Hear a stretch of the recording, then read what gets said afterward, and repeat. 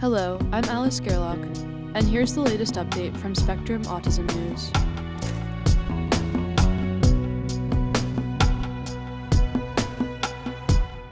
Two Scientists, Two Interventions, A Gentle Rivalry to Aid Autistic Children, by Maisha Osman. When Connie Cassery and Tristram Smith first met in 2007 at the Autism Center of Excellence, ACE, meeting in Washington, D.C., they gravitated toward each other. Devotees of autism intervention science, they ended up in the same breakout group and quickly realized they shared a goal: to work with children who are underrepresented in research and often excluded from intervention studies. Both of us knew autism from direct hands-on experience and were driven to find ways to optimize the developmental and functional outcomes of young children, says Cassery, Distinguished Professor of Human Development and Psychology at the University of California, Los Angeles. A decade earlier, Cassery had created a play-based intervention called Jasper.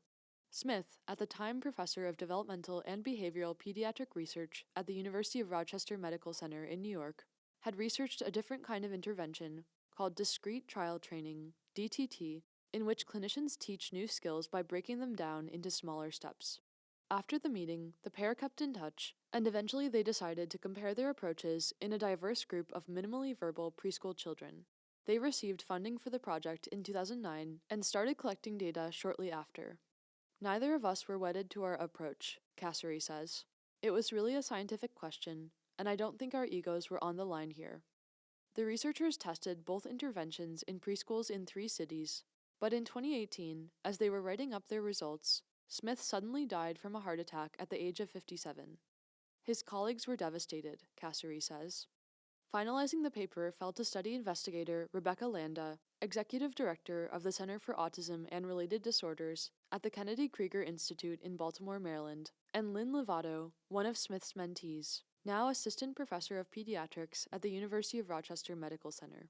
The research team finally published what they found in Autism Research in April of this year, with Smith as the last author. Both interventions, it turned out, had helped the children to develop language, though the method's effectiveness in different areas varied. Smith and Cassery's gentle rivalry, as Smith's mentee Susanna Idarola describes it, was born out of shared desire to increase access to personalized intervention services for autistic children. Comparing the two intervention methods could have easily been a fight between the two researchers, but they did it in a really collegial way, says Idarola, associate professor of pediatrics at the University of Rochester, who was not involved in the work. At the end of the day, they both wanted to get the best programs and best services into the hands of everybody in the community, and that was the inspiration for this work. Both Cassery and Smith wanted to study children in their own environments.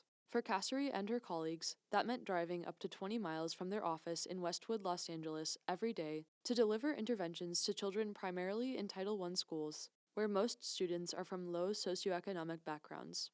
Similarly, Smith and his colleagues led DTT and Jasper sessions in preschools in Rochester, and Landa led DTT sessions in Baltimore. The cohort included 164 minimally verbal autistic preschoolers from diverse racial backgrounds. 18% were Asian, 16% were Black, 41% were white, and 24% were mixed race. In terms of ethnicity, 20% of the participants identified as Hispanic. Over 4 months, the children received either Jasper or DTT at their preschool for 5 hours a week. For 2 additional months, caregivers were coached at home twice a week while the school intervention decreased. The participants made significant gains in their expressive and receptive language abilities after treatment, regardless of the intervention they received.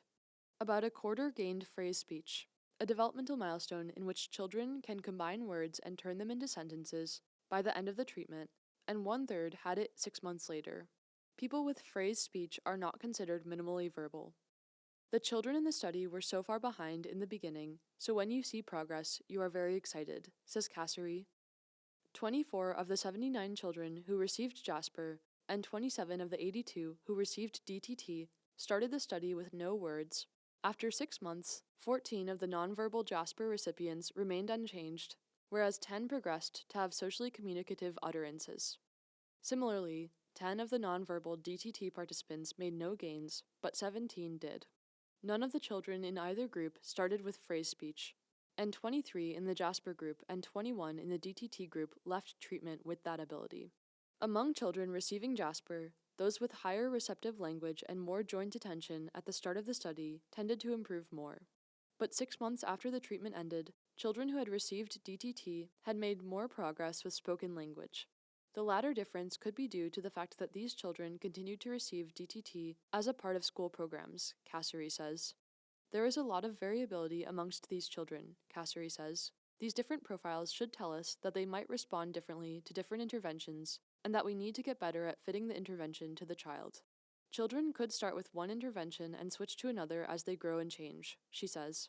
It was important that the researchers stepped outside of the lab and studied the children in school, says Donna Murray, Associate Professor of Pediatrics at the University of Cincinnati in Ohio, who was not involved in the work. Once you know how effective the intervention approach is, you can begin to train the community-based providers to implement with the same degree of effectiveness. The lack of a control group who received neither Jasper nor DTT weakens the statistical power of the findings, Kassery says, but she and Smith did not want any of the children to be left without access to an intervention. It's important to be principled in how you carry out a study. The decision illustrates Smith's out-of-the-box approach to science, Landa says. Tris was an excellent and compassionate interventionist who was very tuned into children and families, she says. He understood the mental health component and the humanity of the patient in front of him. Once in 2015, when Kassery and Smith attended a small community conference in southern Los Angeles, a mother and her autistic son came up to Smith during lunch to give him a hug. Decades earlier, when the man was a child, Smith had been his therapist. The mother was appreciative of Tris and remembered him even after all these years had passed, Kassery recalls. Tris has touched and trained many people.